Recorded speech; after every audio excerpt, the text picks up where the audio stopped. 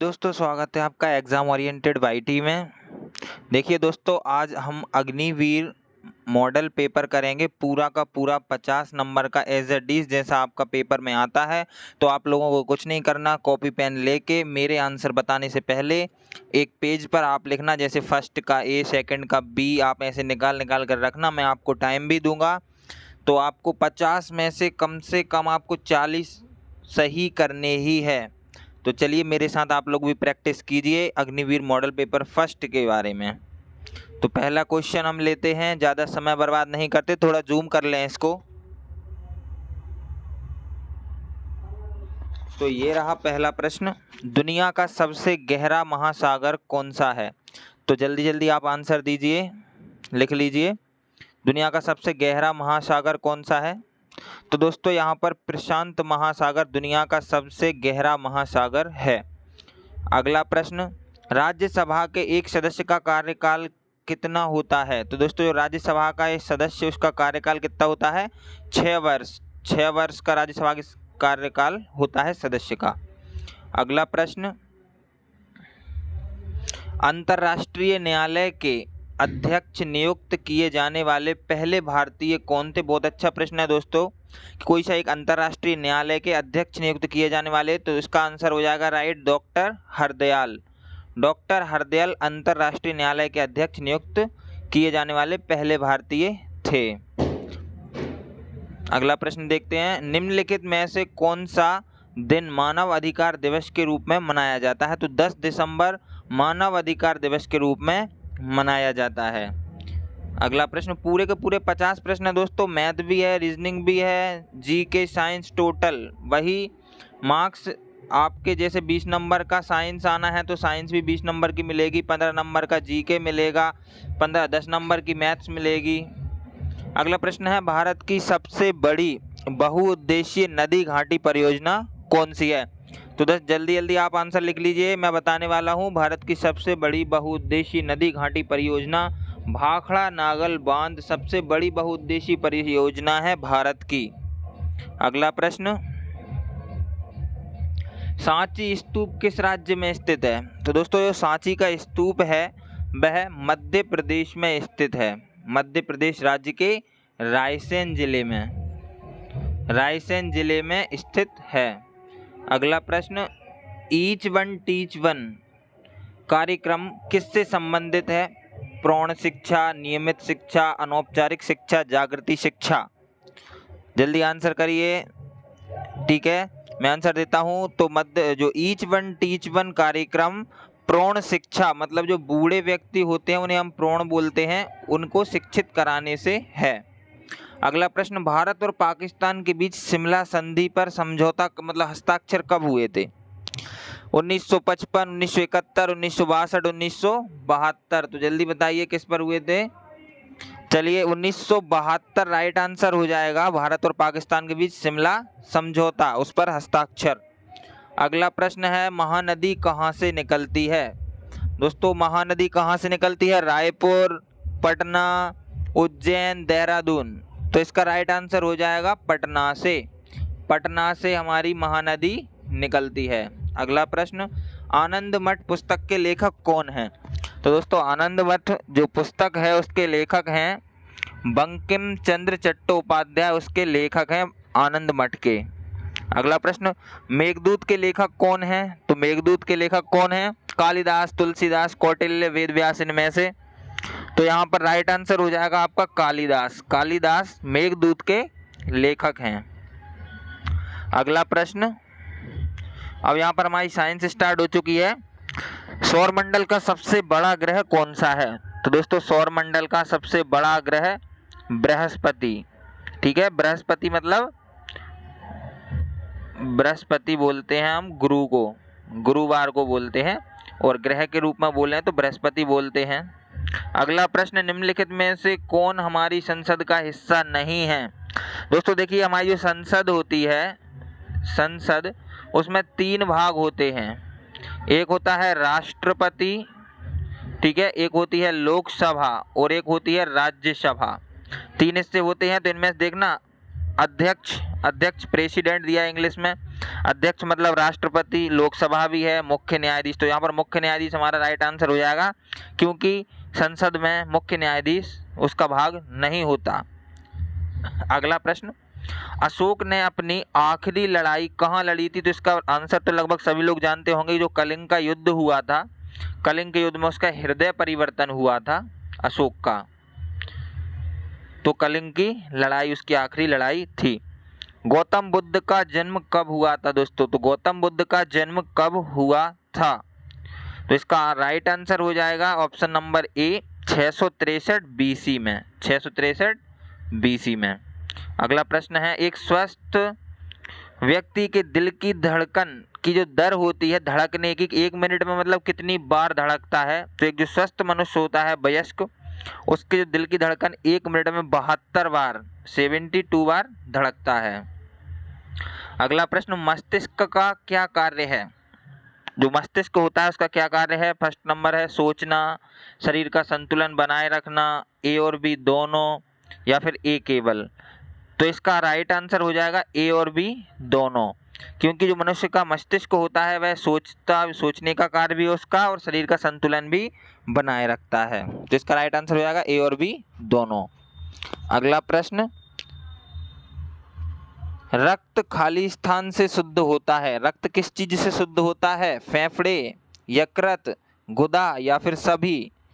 तो इसका right answer हो जाएगा तीनों, मतलब उपरोक्त सभी इसका राइट आंसर हो जाएगा, क्योंकि जो मनुष्य का रक्त है वह फेफड़े, यकृत, गुदा तीनों चीजों से शुद्ध होता है।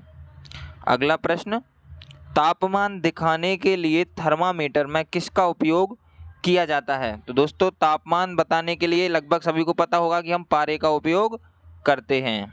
अगला प्रश्न, निम्नलिखित में से किस समूह के जानवरों का खून ठंडा होता है?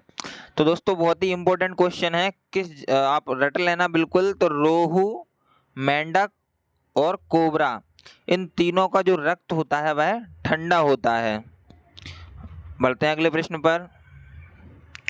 सूर्य ग्रहण होता है जब, मतलब सूर्य ग्रहण कब होता है? तो आप लोग याद रखना, सूर्य ग्रहण जब ये हमारी पृथ्वी है, जब पृथ्वी और चंद्रमा के बीच, सॉरी पृथ्वी और सूर्य के बीच में, पृथ्वी और सूर्य के बीच में क्या आ जाए? चंद्रमा। पृथ्वी और सूर्य के बीच में चंद्रमा आ जाए तो क्या हो जाता है? सूर्य ग्रहण हो जाता है। तो कहाँ पर है? पृथ्वी सूर्य और चंद्रमा के बीच में आ जाती है? नहीं, चंद्रमा पृथ्वी और सूर्य के बीच में आ जाता है। बिल्कुल सेकंड हमारा राइट आंसर हो जाएगा। विद्युत का सबसे अच्छा सुचालक कौन है? तो दोस्तों विद्युत का सबसे अच्छा सुचालक, अगर ऑप्शन के वैसे विद्युत का सबसे अच्छा सुचालक आपका चांदी होता है। सबसे अच्छा सुचालक है विद्युत का चांदी। अगर ऑप्शन में चांदी नहीं है तो तांबा बिल्कुल राइट आंसर हो जाएगा। बेरी रोग किस विटामिन की कमी से होता है? तो दोस्तों बेरी रोग विटामिन बी की कमी से होता है, बेरी रोग।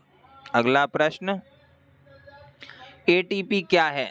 दोस्तों एटीपी आपको पता होगा कि एटीपी ऊर्जा की एक इकाई है, ऊर्जा की एक इकाई है एटीपी। तो एटीपी इसका राइट आंसर क्या हो जाएगा? एटीपी एडिनाइन ट्राइसल्फेट है, एडिनाइन ट्राइसल्फेट एटीपी बोलते हैं। निम्नलिखित में से कौन सा नियम अर्नेस्ट हैकल द्वारा दिया गया था? दोस्तों अर्नेस्ट हैकल, देखिए मैं यहाँ पर आपको बताता हूँ, जो वंशागति है, ठीक है, वंशागति का नियम किसने दिया था? हमारे डार्विन ने या लेमार्क ने, ठीक है, डार्विन लेमार्क। और जो प्रभुत्व और पृथक्करण का नियम है ये किसने दिया था? न्यूटन ने। तो बचा कौन सा? बायोजेनेटिक का नियम। तो बायोजेनेटिक का नियम किसने दिया था? हैकल द्वारा बायोजेनेटिक का नियम दिया गया था। अगला प्रश्न है, बर्फ के पिघलने का तापमान कितना होता है? तो दोस्तों बर्फ कितने तापमान पर पिघलता है? 100 डिग्री सेल्सियस। 100 डिग्री सेल्सियस पर बर्फ पिघलता है। और जमता कितने पर है? तो 0 डिग्री सेल्सियस पर पानी जमने लगता है और 100 डिग्री सेल्सियस पर जो पानी होता है वह बर्फ में बदल जाता है। अगला प्रश्न है हीमोग्लोबिन इनमें से किस में पाया जाता है? देखना, नस में, मूत्र में, रक्त में, एड्स में। तो हीमोग्लोबिन आपका काय में पाया जाता है? रक्त में। रक्त में हीमोग्लोबिन पाया जाता है, तो सी ऑप्शन हमारा राइट आंसर हो जाएगा। अगला प्रश्न है एक परमाणु के नाभिक में क्या होता है? देखिए दोस्तों, ये एक कोई परमाणु है, इसका जो नाभिक होता है इसमें क्या होता है? हमेशा प्रोटॉन और न्यूट्रॉन, तो सी हमारा राइट ऑप्शन हो जाएगा। और जो इलेक्ट्रॉन होते हैं वह इसकी बाह्य कक्षा में चक्कर लगाते रहते हैं। ये क्या है? ये डॉट इलेक्ट्रॉन है और अंदर क्या है? न्यूट्रॉन और प्रोटॉन। अगला प्रश्न है पारे में मिले धातुओं के मिश्रण को क्या कहते हैं? मान के चलिए ये बीकर है, इसमें पारा है और इसमें जो धातुओं के हम कुछ मिश्रण मिला देते हैं तो उन्हें हम क्या बोलते हैं? पर्द धातु मिश्रण बोलते हैं। तो ऑप्शन ए हमारा राइट आंसर हो जाएगा। अगला प्रश्न है अमोनियम क्लोराइड का सूत्र क्या है? आप लोग आशा करता हूं कि आंसर लिख रहे होंगे मेरे से पहले। अमोनियम क्लोराइड का सूत्र क्या है? दोस्तों, अमोनियम क्लोराइड होता है NH4Cl2। ये हमारा राइट आंसर हो जाएगा। किसमें है? तो option number B, NH4Cl2 ammonium chloride. अगला प्रश्न है लोहे में जंग लगना क्या कहलाता है? मतलब कि लोहे में जो जंग लगती है वह कौन सी अभिक्रिया है? भौतिक अभिक्रिया, रासायनिक अभिक्रिया, बायोमैकेनिकल परिवर्तन या फिर विद्युत रासायनिक परिवर्तन? तो दोस्तों ये एक हमारा रासायनिक परिवर्तन है, लोहे में जंग लगना। अगला प्रश्न है पेनिसिलिन क्या है? तो ये पेनिसिलिन आपको पता होगा कि आप जब आपको जैसे कमर दर्द, पेट दर्द, कुछ भी दर्द होता है तो आप डॉक्टर के पास जाते हो तो डॉक्टर आपको क्या देता है? पेनिसिलिन। पेनिसिलिन देता है डॉक्टर आपको एक, तो वह क्या है? एक एंटीबायोटिक दवा है, दर्द को कम करती है, एंटीबायोटिक दवा है। अगला प्रश्न है फूल में नर और मादा के जो फूल में नर और मादा के जननांगों होते हैं, जिनको एक को अंडाणु बोलते हैं तो दूसरे को क्या कहा जाता है? देखना, मादा में क्या होता है? अंडाणु, तो नर में क्या हो जाएगा? शुक्राणु। तो इसका शुक्राणु राइट आंसर हो जाएगा। अगला प्रश्न है कौन सा मौलिक कण जो प्रोटॉन और न्यूट्रॉन के अलावा परमाणु का गठन करता है? दोस्तों अभी मैंने बताया था कि नाभिक में क्या होता है? प्रोटॉन और न्यूट्रॉन, और बाहरी कोश में चक्कर क्या लगाते हैं? इलेक्ट्रॉन। तो इलेक्ट्रॉन मतलब मौलिक कण इलेक्ट्रॉन और प्रोटॉन के अलावा परमाणु का गठन क्या करेगा? तो न्यूट्रॉन। न्यूट्रॉन बचा था तो न्यूट्रॉन हमारा राइट आंसर हो जाएगा। निम्नलिखित में से कौन सा यौगिक नहीं है? जल्दी आंसर कर लीजिए। दोस्तों देखिए, वायु, स्टील, पानी और पीतल कौन सा यौगिक नहीं है? तो यहाँ पर हमारा राइट आंसर ए हो जाएगा। वायु एक यौगिक नहीं है, बाकी स्टील, पानी और पीतल एक यौगिक है। अब यहाँ से हमारी मैथ से शुरू हो जाती है। तो देखिए अब मैथ के प्रश्न हम कितने आसानी से करते हैं, आप लोग भी करते रहिए, जल्दी इसका आंसर कर लीजिए। देखिए मैं करवाता हूँ। 2 माइनस कोष्टक में 2 है, फिर कोष्टक है, अगर कोष्टक के बाहर माइनस है, अंदर संख्या प्लस की है तो माइनस का गुणा हो जाता है अंदर, तो अंदर का जो चिन्ह होता है वह चेंज होता है। कुछ नहीं तो यहाँ पर प्लस मानते हैं हम हमेशा, अंदर का चिन्ह चेंज हो जाता है तो क्या हो जाएगा? 2 + 2। अगर कोष्टक के बाहर माइनस है तो अंदर इसका गुणा हो जाता है और अंदर का जो चिन्ह होता है वह बदल जाता है, तो 2 + 2 क्या हो जाएगा? 4। तो यहाँ पर 4 हमारा राइट आंसर हो जाएगा। अगला प्रश्न, एक त्रिभुज के दो कोण 30 और 150 हैं, तो तीसरा कोण कितना होगा? जल्दी निकालिए। देखिए एक त्रिभुज है, यहाँ पर एक त्रिभुज का कोण दे दिया 30 और एक दे दिया 105, ये इसके कोण हैं। तो तीसरा कोण हमने x माना। आप लोगों को पता होगा कि त्रिभुज के तीनों कोणों का जो योग होता है वह कितना होता है? 180 डिग्री। तो तीनों कोणों का योग देखना, 105 और 30 कितना हो गया? 135 प्लस x है अगला। अब हम इसे क्या करेंगे? 135 साइड जाएगा तो माइनस का हो जाएगा, माइनस कर देंगे तो कितना बचेगा? x का मान 45। तो 45 हमारा क्या हो जाएगा? राइट आंसर हो जाएगा। अगला प्रश्न जल्दी करिए। 45 का 7/9 कितना होगा? तो डायरेक्ट काट दीजिए, 9 45 और 7 पन्ना 35, 35 आपका राइट आंसर हो जाएगा। बिल्कुल ऐसे ही प्रश्न आते हैं दोस्तों आपके आर्मी के एग्जाम में, मैथ के बहुत ही इजी लेवल का पूछा जाता है। अगला प्रश्न है, दो नंबर या दो संख्याओं के एलसीएम और एचसीएफ 4 और 48 है। अगर इनमें से एक संख्या 12 है तो दूसरी संख्या क्या होगी? फटाफट कीजिए। देखना यहाँ पर आपको कुछ नहीं है, एलसीएम इंटू एचसीएफ बराबर फर्स्ट संख्या इंटू सेकेंड संख्या, ये फॉर्मूला लगाना है। एलसीएम कितना दिया है? 4 इंटू एचसीएफ कितना है? 48 बराबर फर्स्ट संख्या दी है 12 और सेकंड एक्स मान लेते हैं, हमें निकालनी है। तो देखना यहाँ पर काट देते हैं, 12 एकम 12 और 12 चौके 48, 4 बार गया, 4 का 4 में गुणा हो जाएगा, तो एक्स का मान कितना आ गया? 16। तो सेकंड संख्या क्या हो जाएगी हमारी? 16 हमारा राइट आंसर हो जाएगा। अगला प्रश्न, 30 मीटर लंबाई और 200 मीटर चौड़ाई के एक खेल के मैदान का क्षेत्रफल कितना होगा? देखना दोस्तों, खेल का मैदान है, लंबाई चौड़ाई दी है और वो भी अलग अलग है लंबाई चौड़ाई, तो ये क्या है? आयत। हमको इससे पता चल गया कि एक खेल का मैदान है, उसकी लंबाई अलग है और चौड़ाई अलग है, 300 और 200, मतलब ये वर्ग तो नहीं हो सकता, तो ये एक 100% आयत है। अब इसकी लंबाई दी है हमारे लिए 300 और चौड़ाई दी है 200, तो इसका क्षेत्रफल पूछा है, तो आयत का क्षेत्रफल क्या होता है दोस्तों? आयत का क्षेत्रफल होता है लंबाई इंटू चौड़ाई, तो आप रख दीजिए। तो 300 इंटू 200 कितना हो जाएगा? 3 दूनी 6 और 4 जीरो की 4 जीरो, 60,000। लेकिन काय में आएगा? मीटर स्क्वायर में, क्योंकि ये मीटर में दी हुई है। जब मीटर मीटर का गुणा होगा आपस में तो मीटर स्क्वायर बन जाता है। अगला प्रश्न है, यदि 8 पुरुष एक काम 15 दिन में कर सकते हैं तो 20 पुरुष वह काम कितने दिन में कर पाएंगे? तो करिए जल्दी। 8 पुरुष एक काम 15 दिन में कर सकते हैं तो 20 पुरुष वह काम कितने दिन में कर पाएंगे? दोस्तों 1 घंटा मिलता है आपको, 1 आवर मिलता है आपको, बहुत ही फास्ट कैलकुलेशन करनी पड़ेगी। चलिए अपन करते हैं। देखना 8 पुरुष हैं, कितने दिन में कर रहे हैं? 15 दिन में, बराबर 20 पुरुष कितने दिन में करेंगे? तो हमने मान लिया x दिन में करेंगे। बस काट दीजिए, 5 से काट दीजिए 3 बार जाएगा, 5 से काट दिए 4 बार जाएगा, 4 से काट दीजिए 4 दूने 8 और 2 इंटू 3 आपस में गुणा कर लीजिए, तो 3 दूनी 6, तो x का मान कितना आ गया हमारा? 6। 6 हमारा राइट आंसर हो जाएगा। अगर इसमें 6 नहीं है तो आपका आंसर हो जाएगा इनमें से कोई नहीं।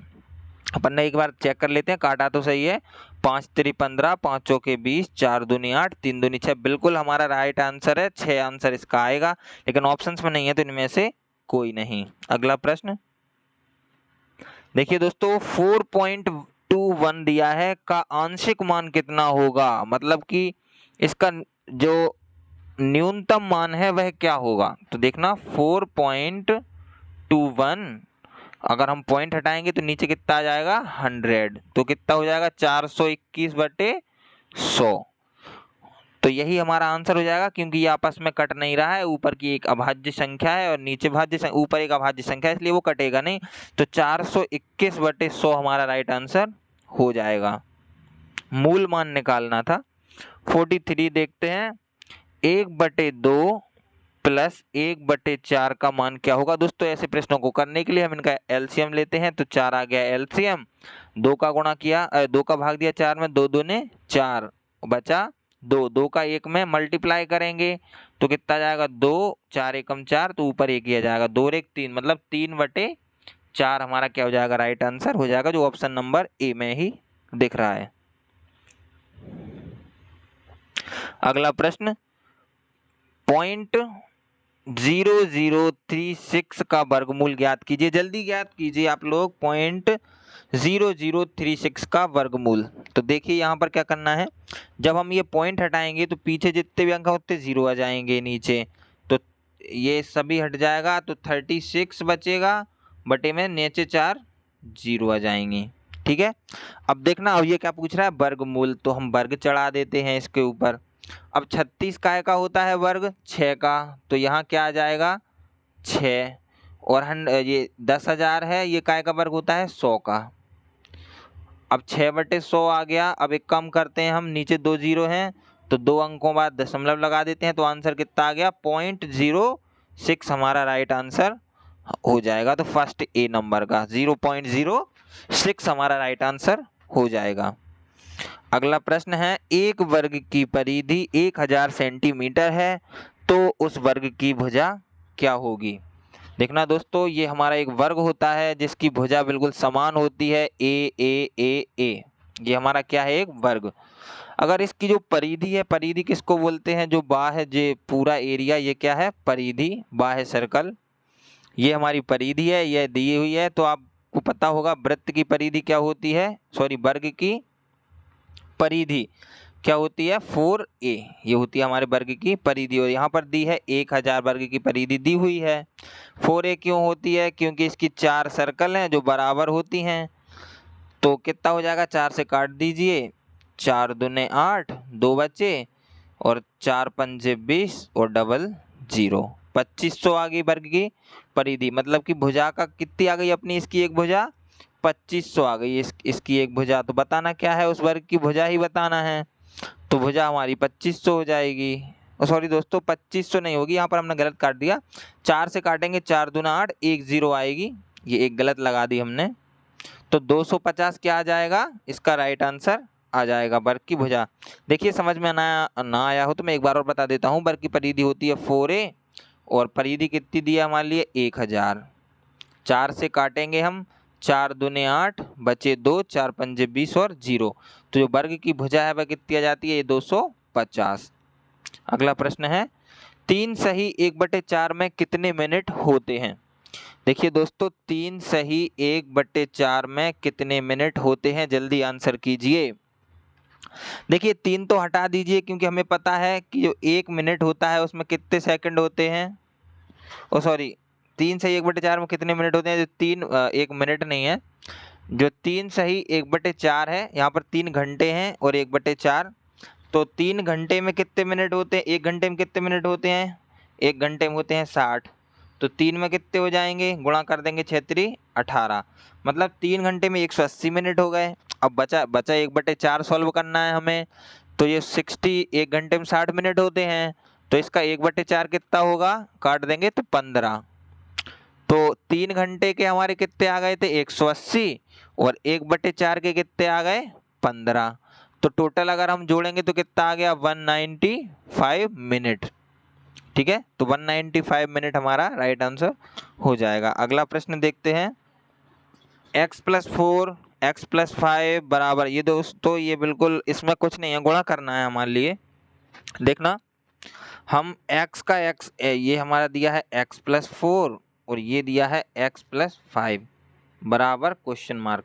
देखना x का x में अगर हम गुणा करेंगे तो क्या आ जाएगा, x²